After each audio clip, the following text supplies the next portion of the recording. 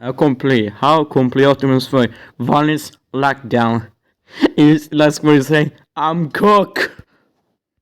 Optimus Prime's get back on lockdown needs to be studied in history books from Transformers Age of Extinction. My boy went through it all, you name it. Camping inside of a whole barn, seeing Ratchet getting killed, then finally packing up lockdown once and for all. Like he's really him, I'm not gonna lie.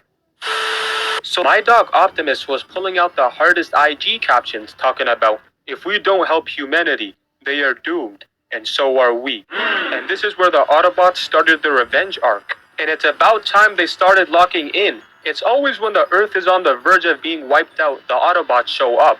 Like bro, where were you before when the humans needed you? So Hound takes out this Decepticon and slices through his head like heated up butter in the microwave. And then he throws a grenade to Mr. Clean over here, who's hiding with the seed that Galvatron is fiending to get his hands on. Hound is over here stressing and raging like a 9-year-old playing the Xbox 360 talking about, bro, when I tell you that I wanted the grenade to explode and wipe out Mr. Potato Head off of the face of the earth, I mean it. Cause bro, this dude is the main reason everyone is in danger right now. This man was out here building Transformers straight off of Temu and act like we wouldn't notice. Like dog, he literally made a rip-off version of Megatron and called it Galvatron. Who do you think you are? So K tosses the grenade to Hound and he grabs it and then throws it at the Decepticons, making them blow up. Like bro, what even is that? You can't convince me that this is an actual Decepticon. Like they be letting anyone on the team nowadays. The cameraman switches angles and we see Optimus make his arrival and hoo! Look, you can call it glazing, but Optimus's pull-up game was S tier in this movie. He was out here slicing and dicing the Decepticons, and then he suddenly jumps in the air and says, I'll kill you!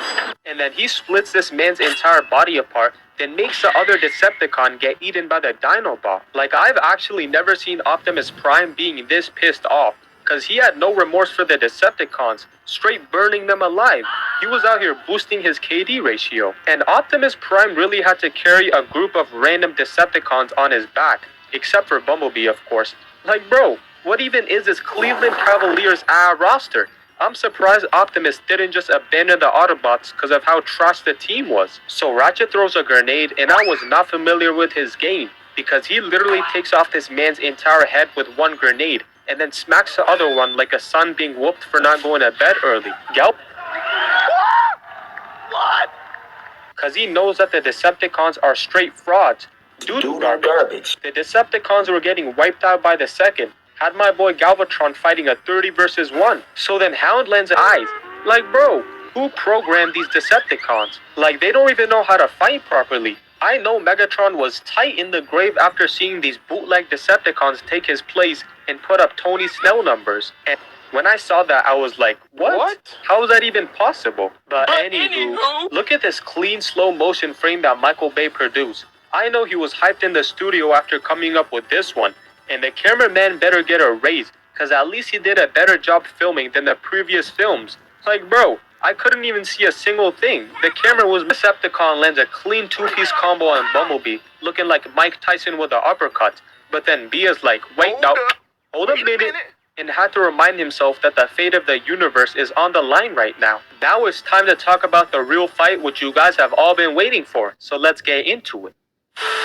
So the scene starts off with Lockdown jumping off his gigantic ship and making one of the coldest entrances in Transformers history. Like I know that Megatron, Scourge, and even Ironhide are cold villains, but there's just something about Lockdown that screams Black Air Force energy, just him being a straight crash out. Cause every time Lockdown had screen time, he was always causing havoc no matter what. So Lockdown hits the most majestic backflip since Ronaldo hitting that one bicycle kick in 2017. Like someone signed my boy up for the Olymp, giving him a minor case of CTE. And if you ask Optimus to speak a word, he's gonna be like, And we see Cade pull up to help Optimus, and at first thought, I'm like, bro, what are you gonna do against Lockdown? You don't stand a single chance. But let me tell you, I was completely wrong. Cade and Optimus are the best duo since Cookies and Milk.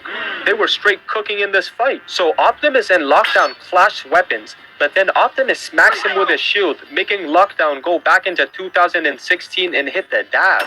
But then Optimus tries swinging his sword, but it gets shot out of his hands by Lockdown. And then Lockdown is like, there's no way out of this one.